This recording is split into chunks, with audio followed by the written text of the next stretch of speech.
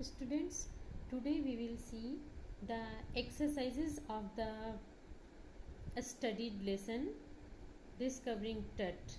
The saga continues. बच्चों, आपको ये लेसन थोड़ा कॉम्प्लिकेटेड हो सकता है कि लग रहा हो, but when you would go through these exercises, you will deeply understand every nook and corner of this lesson.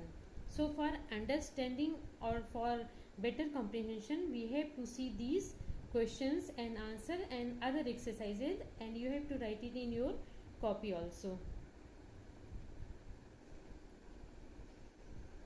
List 1. Give reasons for the following. Reasons बताने हैं आपको फॉलोइंग के लिए. King Tut's body has been subjected to repeated scrutiny. Scrutiny means गहन परीक्षण या जांच. Immense search, you can say scrutiny means immense search. Reason बताना है, फिर से देखिए. King Tut's body has been subjected to repeated scrutiny, यानी किंग टट की शरीर को बार बार क्यों रिपीटेड स्क्रूटनी यानी बारीक जांच क्यों हो रही थी. King Tut's body has been subjected to repeated scrutiny because he was historically important. बच्चों, किंग टट की बॉडी को बार बार स्क्रूटनी की जा रही, रिपीटेड स्क्रूटनी, क्योंकि वो हिस्टोरिकली इम्पॉर्टेंट पर्सन था या किंग था. Next, Howard Carter's investigation was resented. Resent means deny करना या अपोज करना, विरोध करना. Howard Carter's investigation was resented means Howard Carter की जांच को बुरा माना गया है. Why, you have to tell why, क्यों बुरा माना गया है. Howard Carter's investigation was resented because Howard Carter left the mummy in a very bad state. Mummy बेटा उस डेड बॉडी को कहते हैं जिसमें तमाम केमिकल्स लगा के उसको प्रिजर्व किया जाता है. ये माना जाता है कि after death it will remain in the same position as at the time of death. बेटा, होवर्ड कार्टर की इन्वेस्टिगेशन को रिजेंट क्यों किया गया. Because Howard Carter left the mummy in a very bad state, क्योंकि उन्होंने रिपीटेड स्क्रूटनी के बाद मम्मी को बहुत बैड कंडीशन में छोड़ दिया था, बहुत बैड स्टेट में छोड़ दिया था. मम्मी, किसकी mummy? King Tut's body, dead body, उसको बैड स्टेट में छोड़ दिया था. Third, Carter means Howard Carter. Carter had to chisel away the solidified resins.